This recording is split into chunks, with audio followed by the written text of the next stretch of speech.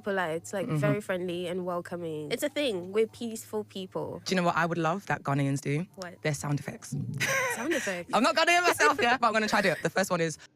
I think at this point, I'm actually jealous of Ghanaians. Ghanaians, are they? Why is it that everybody's talking about Ghana? But frankly speaking, sincerely speaking, to be very, very truthful, guys, Ghanaians are actually very, very, very friendly and polite. Let's watch this video to see the reaction of this Obroni. I think it's African American Obroni because he's mixture. Let's hear what she has to say about Ghanaians, what she encountered here in Ghana. Our true experience, our truths, nothing but the truth, undiluted truths. Let's watch. Don't forget to like this video. Charlie, I beg, Ade, may I say. One of the things I love about being in Ghana is that the majority of people here are dark skinned. Like growing up, you know, pouring one out to all my girlies who had to grow up dark skinned. It was not fun. It was not what was hot and cute at the time.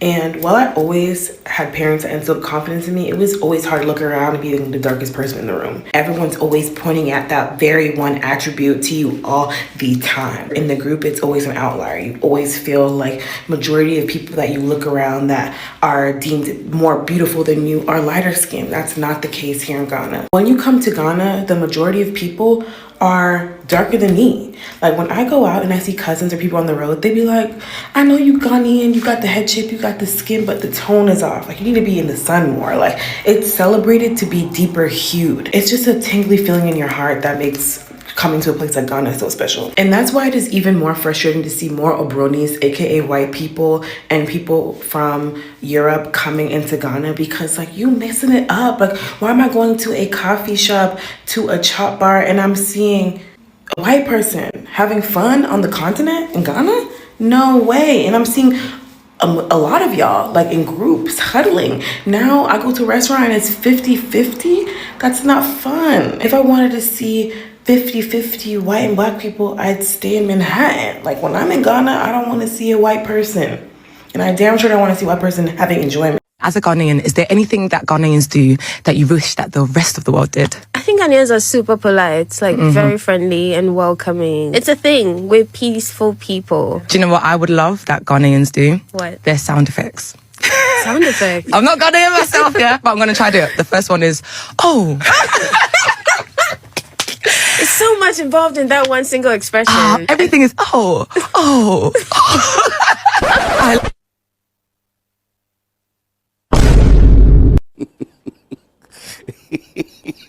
If not for today, I never knew that Ghanaians have sound effects. I never knew. You know, when she was talking about the sound effects, I thought maybe she was talking about like our movies or the way we do our videos. I'm telling you. Not knowing she was talking about our mannerisms. Look at my face. And funny enough, you know one thing I've noticed? The fact that Ghanaians are the only people who understand these sounds. You get it? Like for instance, this thing that happened some years ago. And this man was giving a speech. Hey. Then someone in the crowd said, Chia. That is it. This man just lost his cool and dropped the mic. They have been giving the platform to talk. Oh, you are not a platform. Who can I work on? Maybe get me.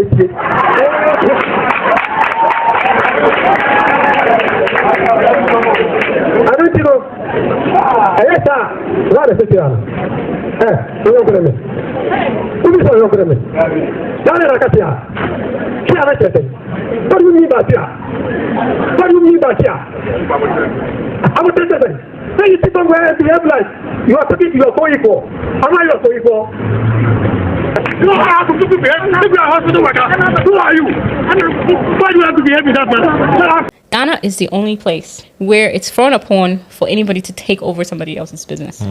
As a matter of fact, they will tell that they can't take your business because of, you know, your family family history. There's always something tied to it. Do you know what's happening in the US right now?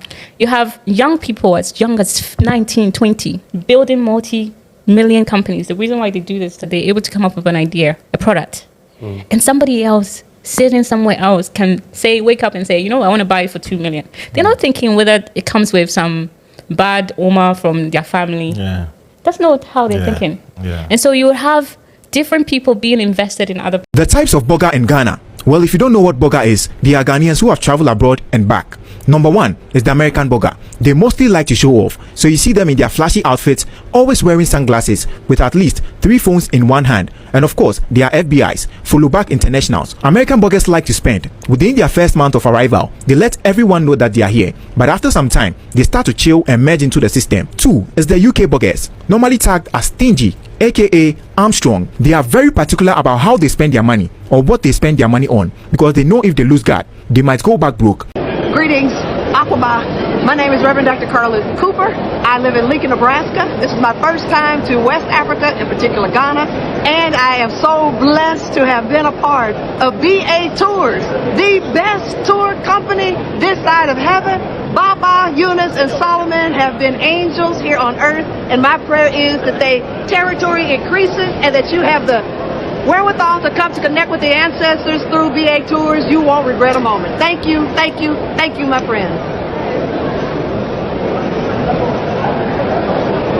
This is Hannah from the Discovery Den. We are here today at Shire Hills Resource Reserve. This reserve is one of the smallest protected areas in Ghana. It is owned by the Crobo tribe. They perform a ritual here each year for young Crobo girls to initiate them into puberty. This rite of passage is called Dippo and happens when a girl first starts her menstrual cycle.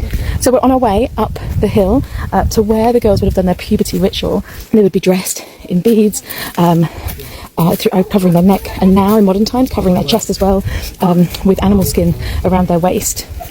So when the shy girls come up here on the hill, they would come and learn skills for cooking and for how to look after a house and children. And just here, you can see this oval shape would be where they would grind herbs. So this is where they practice grinding the herbs and spices for cooking as part of their training.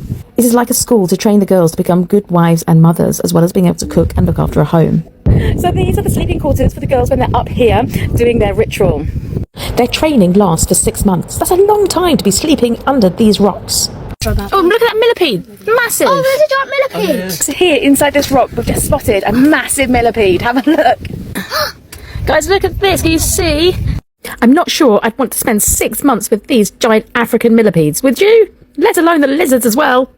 Having said that, the view is amazing. The ritual is a rite of passage into adulthood and is hugely celebrated amongst the community. Standing up here, this is where the men from the tribe looking for a wife would come and watch the girls in training, giving them an opportunity to choose a wife that they could then take home, even though these traditions are changing over time.